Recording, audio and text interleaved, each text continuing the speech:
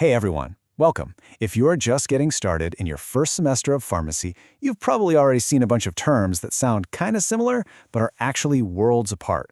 Well, today we're tackling two big ones, liniments and lotions. We're going to break them down so you never ever mix them up again. So, let's get right to it. Liniment versus lotion. What is the real difference? It might seem like a small detail, but in the world of pharmaceutics, this distinction is absolutely crucial. And by the end of this, the answer is going to be crystal clear. Okay, so before we dive into what makes them different, let's actually talk about what makes them the same. Both of these guys fall under a big umbrella category called monophasic liquids. Now that's just a fancy way of saying they're single-phase liquids made to be put on the skin. This is their common ground, their starting point. All right, first up to the plate, the liniment. And as you can see right here, the absolute key to understanding what a liniment is all about how you apply it. So here's the official textbook definition. A liniment is a liquid or semi-liquid made for unbroken skin. That's important.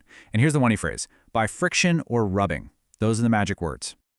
So if you're going to remember one thing for your exams, let it be this. This is the golden rule. Liniments are specifically made to be worked into the skin. The whole point of them is tied to that physical action of rubbing. And this just spells it out perfectly, right? It's a two-step deal. You don't just put it on. Step 1, you apply it. Step 2, you rub it, you massage it in. That friction is what makes the liniment actually do its job. Now this is where it gets really interesting. The base of the liniment totally changes its effect. If it has an alcoholic base, you're looking for that warming, skin-reddening effect. We call that rubefacient. It acts as a counter-irritant. But if it's got an oily or soapy base, the action is much milder. It's really just there to provide some lubrication for a good massage. And I bet you've heard of these. These are the classics, camphor and turpentine liniments.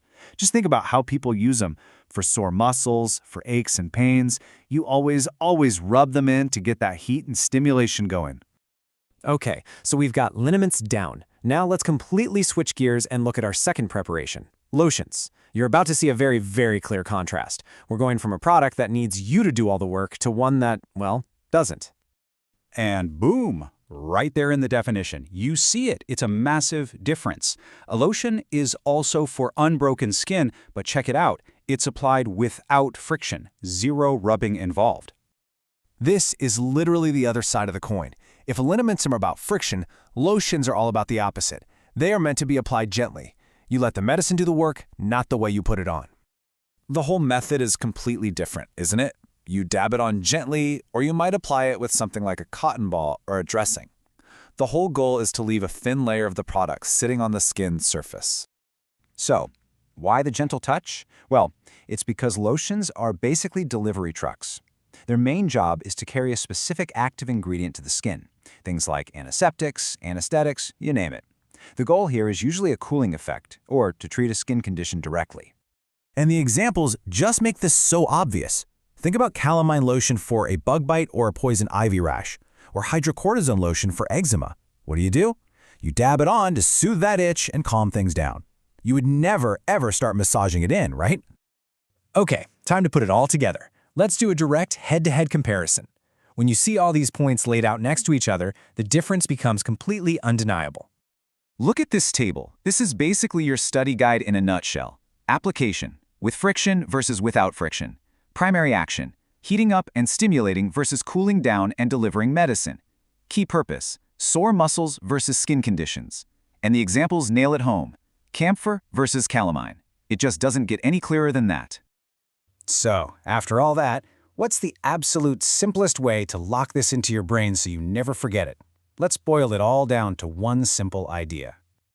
Here it is. This is the mental shortcut you need. Think of liniments as something you're working it in. You have to be an active participant. Lotions, on the other hand, are for letting it sit. You just apply it gently and let the product do its thing. And before we wrap this up, there is one absolutely critical safety point that you have to remember for both of these. And it's a big one.